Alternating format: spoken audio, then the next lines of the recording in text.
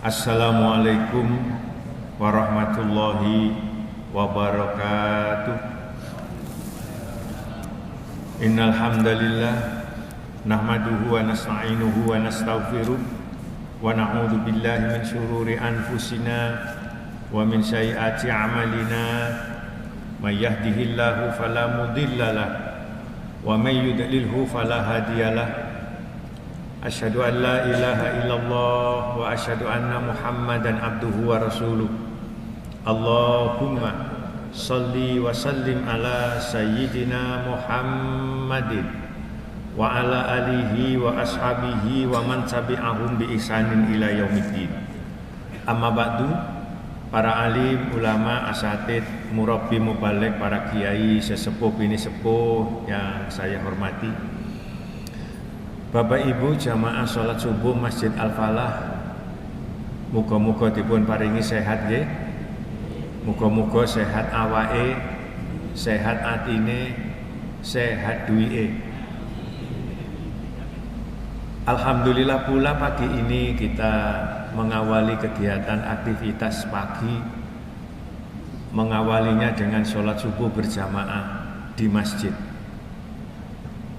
Rasulullah menjanjikan bahwa ketika orang itu bisa sholat isya berjamaah di masjid, dilanjutkan dengan sholat subuh berjamaah di masjid, maka orang tersebut akan menuai bagaikan sholat semalam suntuk.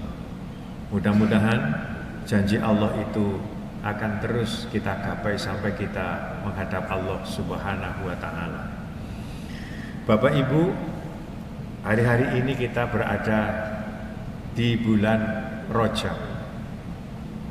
Bulan Rajab ini oleh Rasulullah disebut Ashhurul Hurum, satu dari 4 bulan mulia. Ashhur itu jamak dari kata syahrun, hurum adalah mulia. Ashhurul Hurum berarti bulan-bulan mulia. Ada 4, yaitu Dzulqa'dah, Dzulhijjah, Muharram atau Asyura, dan yang keempat bulan Rajab.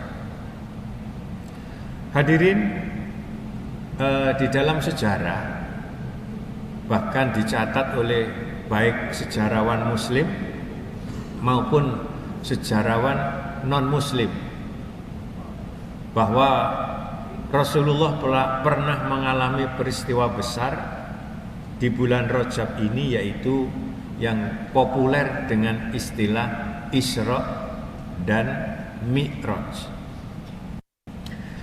Dalil ini bisa kita jumpai di dalam surat Al-Isra, surat ke-17 ayat 1. Subhanalladzi asra bi 'abdihi lailam minal masjidil harami ilal masjidil aqsa alladzi barakna haulahu linuriyahu min ayatina innahu huwas samiul basir. Yang kedua, bisa kita jumpai di dalam hadis yang sahih riwayat Muslim di nomor 252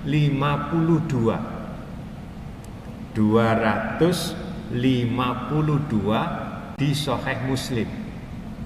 Kalau di surat Al-Isra ayat 1 Allah menggunakan kata asra, kalau di dalam hadis Rasul menggunakan kata lamma usriya. Nanti kita kaji sedikit. Kemudian yang ketiga, bisa kita jumpai dalil di dalam surat An-Najm, surat ke-53 ayat 14. Di sana ada ayat inda sidratil muntaha. Ayat ini yang kemudian menjadi rujukan bahwa Rasulullah Shallallahu Alaihi Wasallam pernah melaksanakan Mi'raj. Artinya, kalau dalil tentang Isra, ayatnya ini jelas dan tegas. dalam bahasa usul fikih disebut qot'i.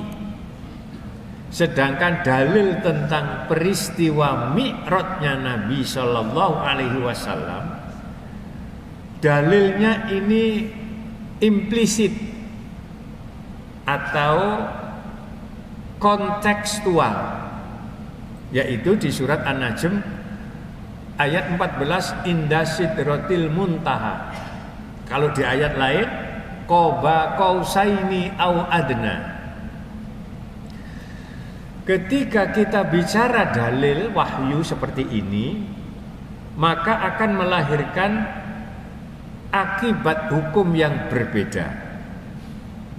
Kalau ada orang Islam tidak mengakui peristiwa Isra-nya Nabi Shallallahu Alaihi Wasallam, maka secara otomatis iman orang tersebut cacat. Atau dengan bahasa ekstrim saya, orang tersebut murtad. Kenapa? Karena tidak mengakui peristiwa Isra, karena dalil ini sudah qot'i, jelas, tegas, sorry. Tetapi kalau ada orang Islam kemudian mereka ini menolak tentang peristiwa Mi'raj, maka tidak bisa dikatakan orang tersebut imannya cacat, apalagi murtad. Karena apa? Dalilnya adalah dalil implisit. Sebagaimana seseorang, kalau ada orang tidak mau ngakui kanjeng Nabi Muhammad Sallallahu Alaihi Wasallam, maka iman orang tersebut menjadi kafir, murtad. Tetapi kalau ada orang Muslim kemudian menolak hadis Rasulullah Sallallahu Alaihi Wasallam, menolak hadisnya, maka mereka tidak bisa disebut murtad. Sehingga dalam ilmu tauhid mereka disebut ingkarus sunnah. Hadirin, kalau kita lihat dari pusaran ilmu dan wahyu, ayat subhanalladzi asra bi 'abdihi lailam minal masjidil haram ilal masjidil aqsal ladzi barakna haulahu linuriyahu min ayatina innahu huwas samiul basir. Kalau kita dilihat dari sisi ilmu, di situ Allah mengawali kata subhana. Ini penting, Pak. Kadang-kadang ada ustadz itu tidak paham. Oh, peristiwa Nabi itu Isra Mi'raj.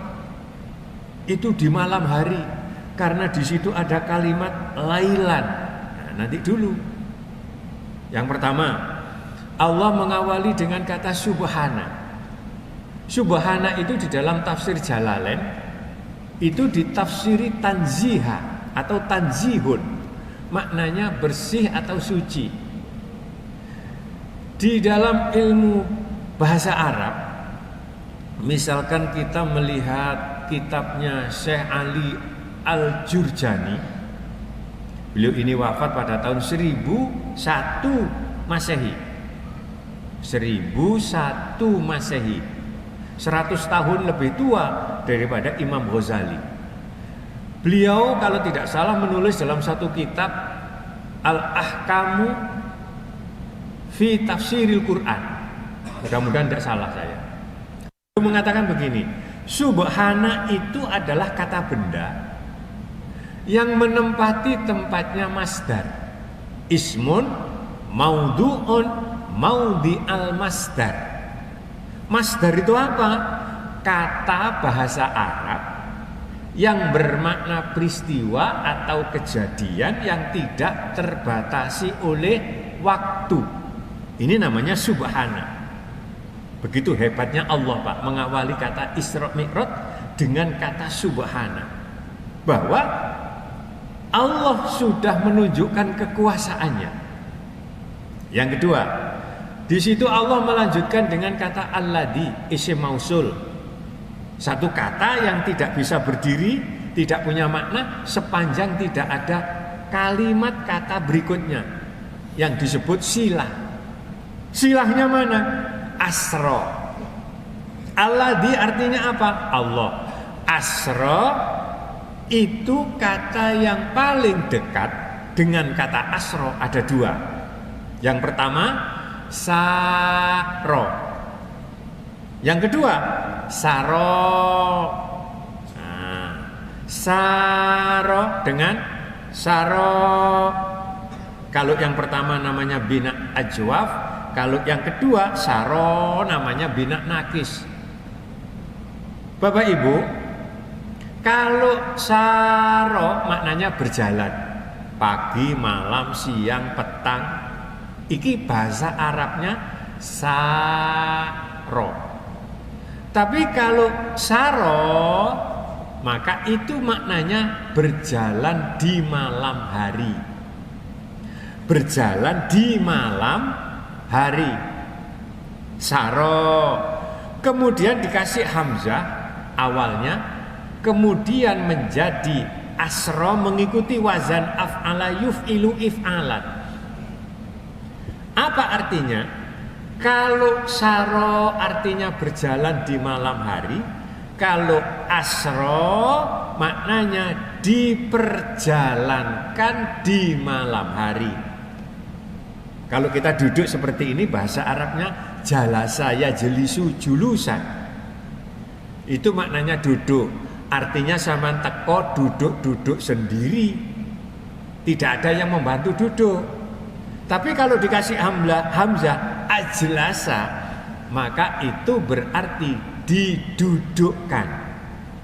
Saro berjalan di malam hari, asro diperjalankan di malam hari. Bapak Ibu, kemudian Allah melanjutkan dengan kalimat bi abdihi. Bi abdihi ini abdun, artinya Muhammad sallallahu alaihi wasallam. Domir hunya kepada Allah, hambanya Allah. Baru subhanalladzi asra bi abdihi, baru dikasih kata lailan. Lailan di sini bukan berarti menunjukkan malam perjalanannya Rasulullah, bukan. Ini salah. Jadi kalimat lailan nggak ada kaitannya dengan perjalanan Nabi di waktu malam. Lah kenapa Allah meletakkan kata lailan? Berarti ada kata malam 2 kali. Iya. Nah, fungsi kata lailan ini menurut ilmu nahwu ini jenenge taukid atau takkid kata bi abdihi. Lah kenapa kemudian Allah memberikan kata lailan menjadi takkid, taukid atau penguat kata bi abdihi? Disinilah Bapak Ibu untuk menunjukkan kekuasaan dan kebesaran Allah. Kalau Allah menggunakan kata saro yang berarti berjalan, itu artinya Nabi berjalan sendiri. Tapi kalau kata asro kemudian dikasih tambahan lailan sebagai bentuk penguat kata bi abdihi, maka ini menunjukkan taukid bahwa Rasulullah ketika perjalanan Isra Mi'raj ada 2 oknum. Siapa? Allah. Yang kedua makhluk, Nabi. Oh, kalau begitu Nabi tidak berjalan sendiri? Tidak. Ini luar biasanya Quran, Pak.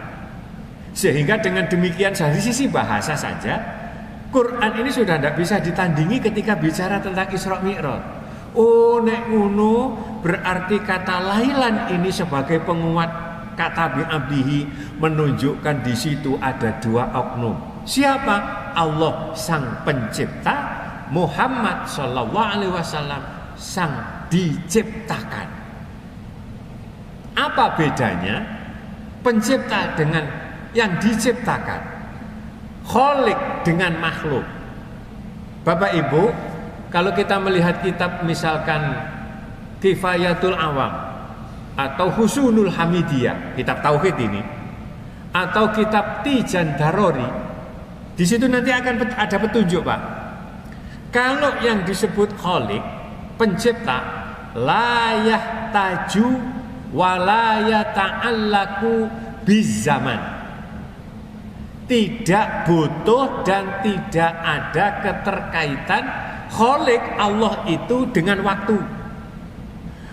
wala yahtaju wala yata'allaqu bil makan, dan tidak butuh dan tidak ada keterkaitan dengan tempat. Tapi kalau makhluk kebalikannya, yahtaju wa yata'allaqu biz zaman wa bil makan. Kalau penciptaan makhluk, maka itu butuh dan keterkaitan dengan tempat dan waktu. Nah, niki bedane pencipta Allah dan makhluk Kanjeng Nabi sallallahu alaihi wasallam. Kenapa ini seperti ini sehingga kata lailat itu begitu fungsinya sebegitu kuat? Bapak Ibu, saya tanya, peristiwa Isra Mi'raj ini mukjizat apa bukan? Mukjizat. Peristiwa Isra Mi'raj ini luar biasa apa enggak? Luar biasa. Bapak Ibu, Rasulullah, para nabi ketika diberi mukjizat itu mempunyai dua akibat. Yang pertama, mukjizat itu bisa menjadi hujjah bagi para rasul dan juga bisa menjadi ijaz, melemahkan orang kafir. Ini fungsi pertama mukjizat. Tapi yang kedua, Pak, kadang-kadang mukjizat ini bisa menjadi fitnah bagi diri Nabi dan Rasul tersebut. Padha karo Al-Quran. Nanti sampean buka di dalam hadis yang dimuat oleh Syekh Imam Nawawi dari Syria dalam kitab Arba'in Nawawi. Beliau menyitir satu hadis yang sahih, wal Qur'anu hujjatun laka au alaika. Quran itu bisa menjadi pedoman dalam hidup, tapi Quran juga bisa menjadi petaka bagi orang muslim. Loh, kalau kok bisa? Orang itu mempelajari Quran kalau tidak lillahi ta'ala, maka itu akan menjadi kutukan dan laknat bagi dia. Makanya Rasulullah pernah bilang, nanti di akhir zaman banyak orang penghafal Quran, tetapi penghafal Qurannya tidak sampai ke kerongkongan. Nah, ini bahayanya. Makanya jangan kaget kalau ada orang kafir bisa menghafal Quran. Gak bisa masuk ke dalam hati, tapi bisa dihafal oleh pikiran. Saya kembalikan. Nah, ketika Allah itu bicara mukjizat seperti ini, kalau itu menjadi fitnah seperti yang terjadi pada diri Nabi Isa Al-Masih. Nabi Isa itu, Pak, ada orang sakit disebul sembuh, andaikan ditiup. Ada orang buta disebul melek. Ada orang lumpuh disebul waras. Ada orang mati sekalipun sudah busuk disebul hidup lagi. Ada tanah liat sama Nabi Isa Al-Masih diplek-plek. Apa diplek-plek? Ya, diteplek sama tangan, Pak. Habis itu ditiup, terbang jadi burung. Nah, disinilah kemudian ketipunya orang Nasrani tanpa menghina mereka.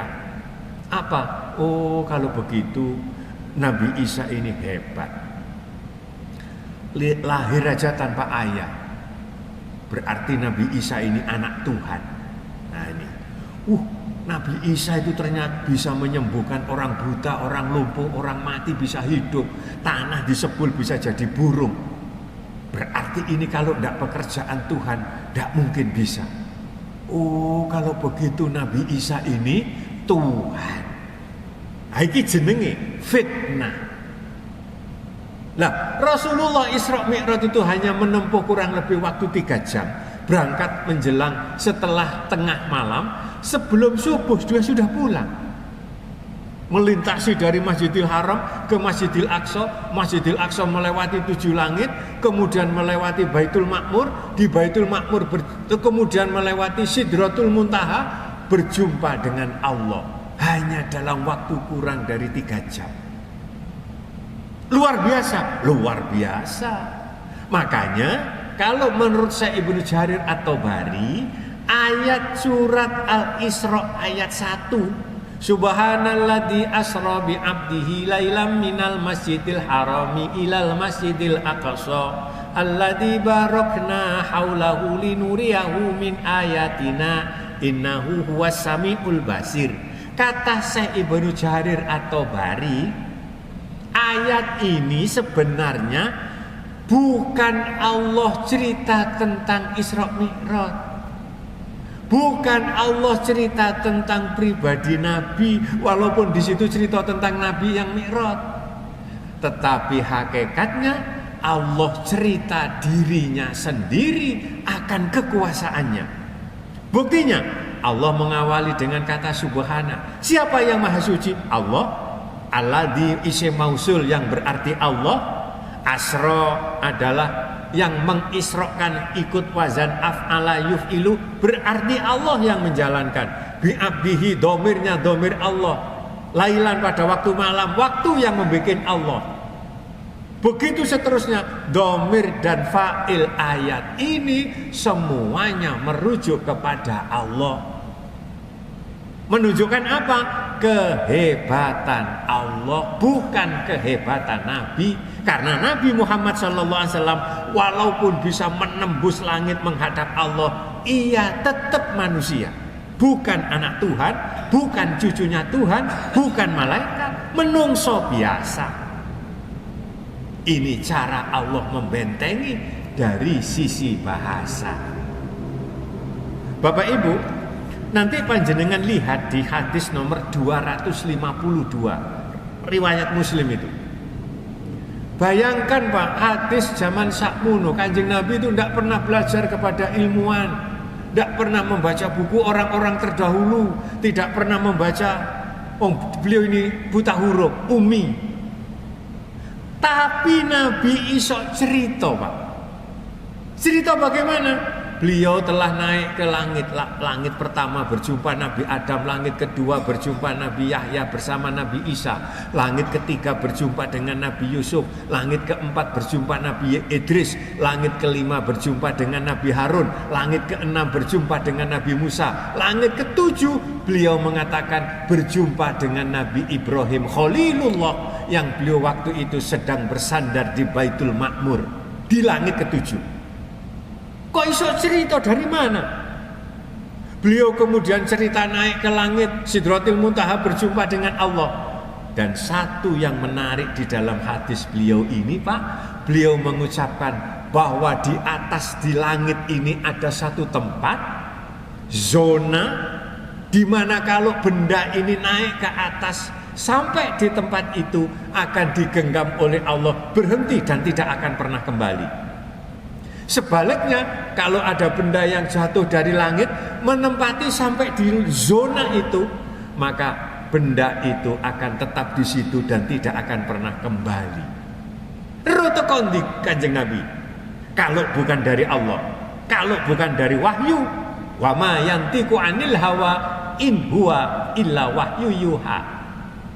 Beliau ini wafat 632. Beliau sudah cerita bahwa di atas sana ada satu zona sing kalau benda naik di situ turun ke situ gak iso nandinti meneng.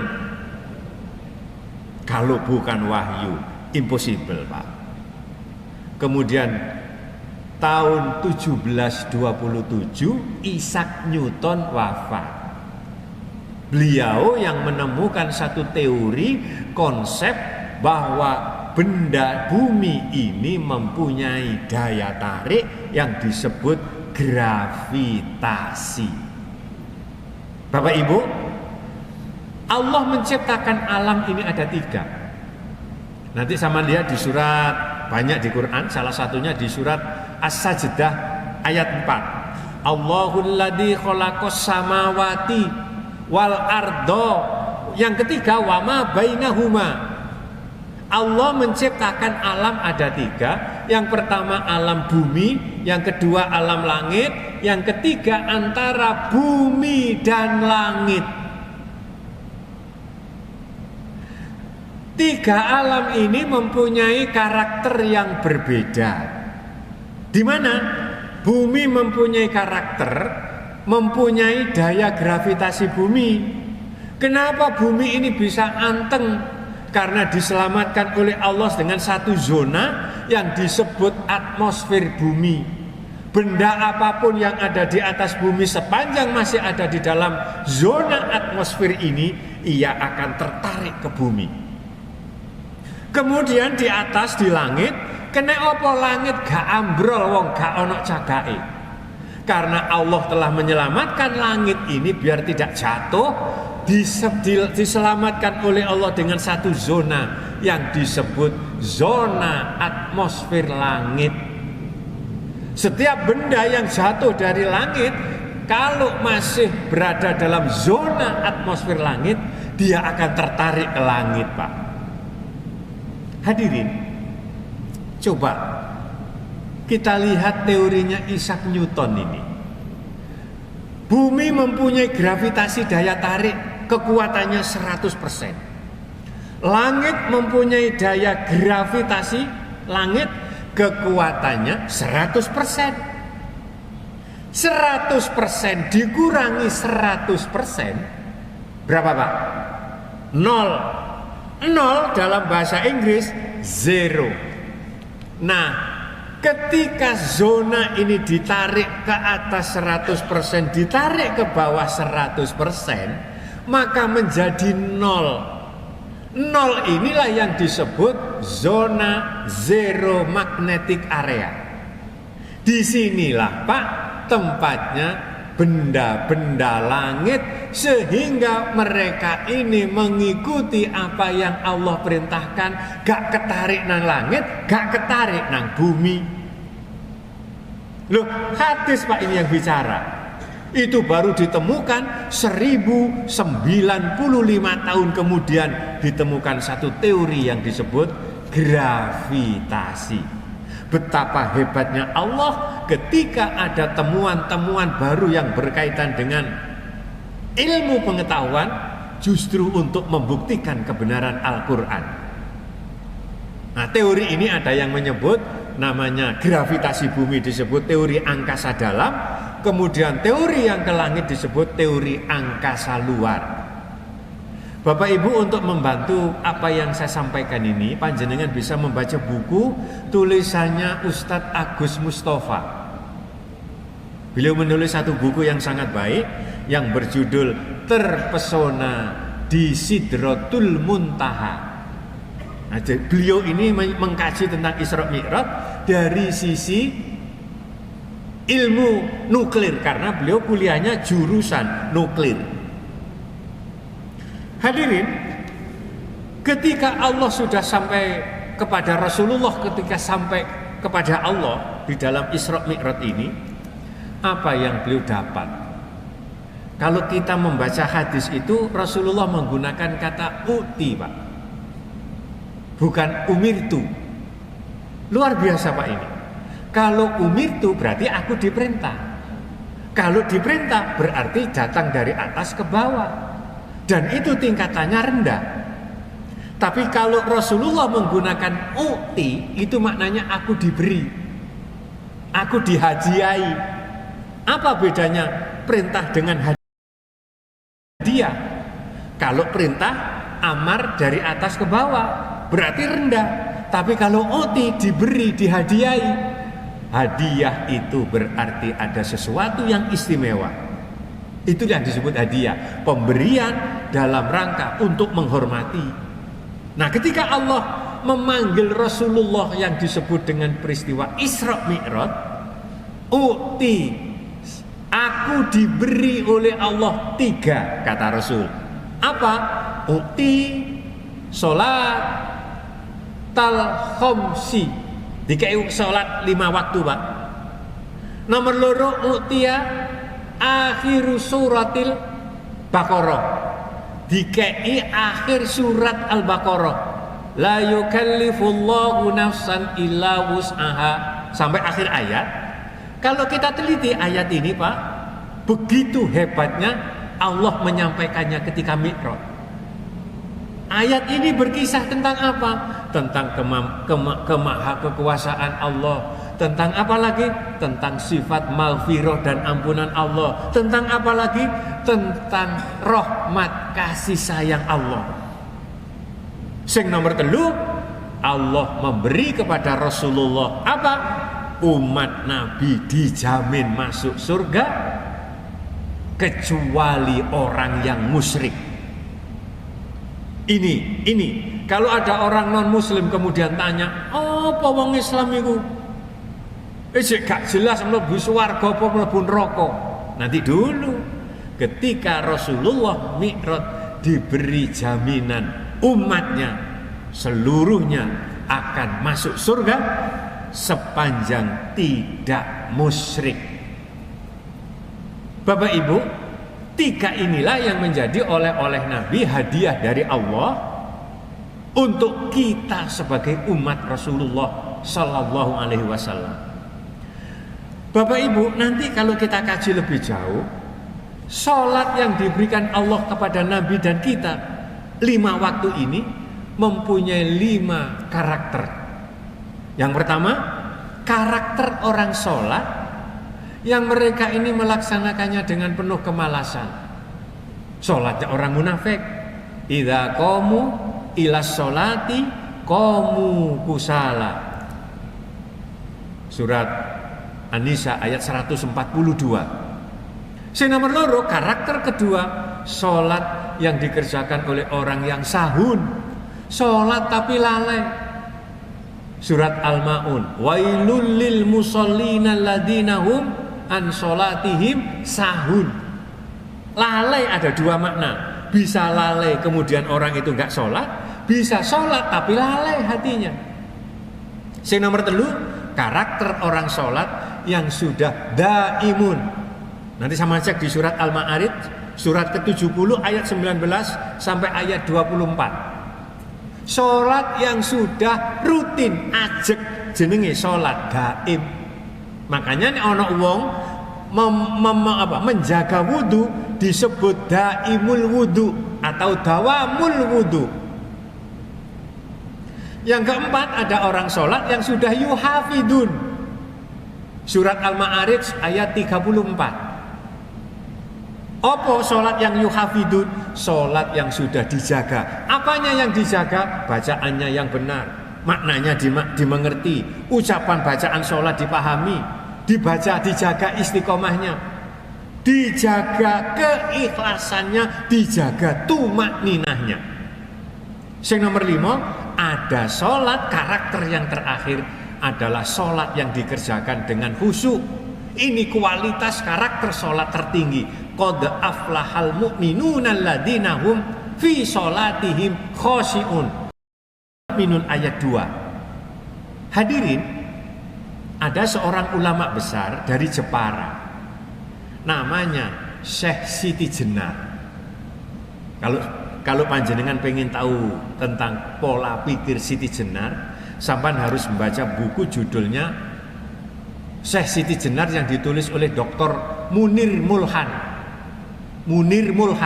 Beliau memperoleh gelar doktor karena disertasinya adalah tentang Syekh Siti Jenar. Syekh Siti Jenar ini membagi sholat ada 2. Yang pertama sholat torik, yang kedua sholat daim. Apa yang dia pakai dalil?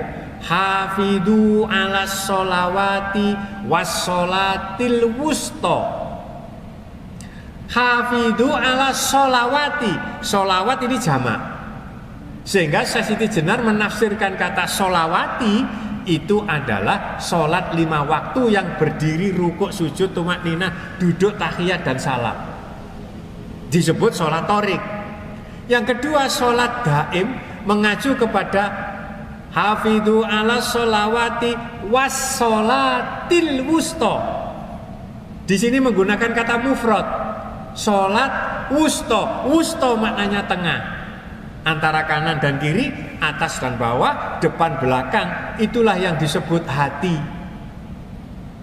Nah ini kalau kita mengacu kepada hadis ala ilingo, bahwa nonggone awake menungso ada segumpal daging. Idza soluhat sairu amalihi wa idza fasadat fasada sairu amalihi. Ala wahyal qalbu. Lah sholat yang daim ini kata Syekh Siti Jenar, sholat yang dalam hati tanpa meninggalkan sholat torik. Jadi 5 waktu dikerjakan secara istiqomah, tapi hatinya juga sholat setiap saat. Ini Pak yang berat. Ini kalau kita mengacu kepada Al-Quran, ala bidzikrillahi tatmainnul qulub, surat Ar-Ra'd ayat 28. Hadirin, ini sekilas tentang Isra Mi'raj. Saya pernah mendapat pertanyaan, Pak, mosok mungkin Kanjeng Nabi itu berangkat Isra Mi'rajnya fisik dan ruhnya? Kalau kita mengacu kepada surat Al-Isra, Allah menggunakan kata bi'abdihi. Itu berarti Allah membawa Nabi melalui Isra Mi'raj ini adalah ruh dan jasad. Gabungan ruh dan jasad, itulah yang disebut abdun, tubuh yang sempurna. Itulah kemudian kenapa Nabi bisa melintasi sekian banyak waktu, karena dalam kekuasaan Allah Subhanahu wa ta'ala. Mudah-mudahan ada dialog. Cukup ya? Mudah-mudahan sisa kita barokah, rezeki kita barokah, rumah tangga kita sakinah, mawaddah warahmah, anak cucu kita solih-solihah. Kalau yang hadir ini ada yang sakit, keluarganya sakit, mudah-mudahan segera sembuh. Yang punya cita-cita mulia, Allah segera mengabulkan. Yang dilanda problem hidup yang sulit, Allah segera memberi jalan keluar. Mungkin masih ada di antara kita ini yang belum punya anak, cucu, menantu, Allah segera memberikannya yang baik. Ada di antara kita, keluarga kita yang belum ketemu jodohnya, Allah segera memberi jodoh yang baik, jodoh yang bisa menghantarkannya ke jenjang pintu surga. Anak cucu kita yang masih sekolah, kuliah, hidup di pondok pesantren, semoga ilmunya manfaat. Kita semua yang sudah haji tetap mabrur dan bisa kembali. Yang belum haji segera diberi kemampuan Allah untuk bisa ziarah Mekah Madinah di usia yang masih sehat. Mungkin masih ada di antara kita ini yang masih punya hutang banyak. Allah segera memberikan kemampuan untuk bisa segera melunasinya. Yang belum punya pekerjaan atau di PHK, Allah segera memberikan pekerjaan sehingga mampu menghidupi diri dan keluarganya. Allah mencatat kita calon-calon penghuni surga, meninggal dalam keadaan husnul khotimah. Allahumma barik lana fi rojaba wa sya'bana wa balighna ramadana.